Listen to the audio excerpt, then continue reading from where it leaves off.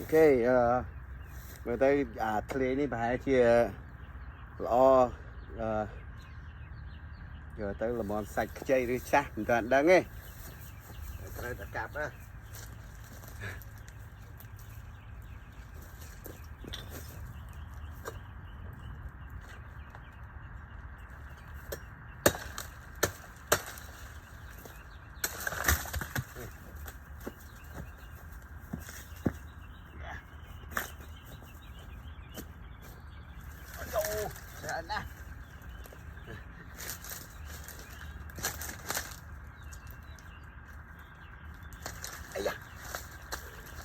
mình nhằm mà đòn mùi ấy nhằm mà đòn từng thề dân bên đây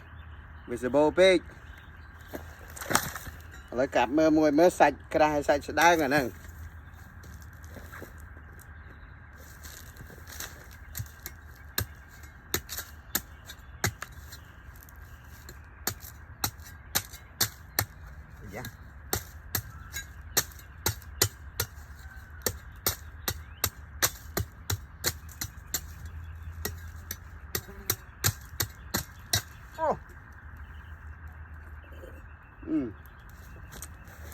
yeah sạch là mồm ăn sạch cái hay phần năng là mồm anh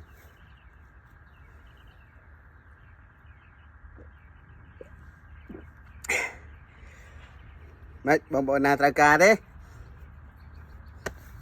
sờ bố nè bạn chụp trên thay cao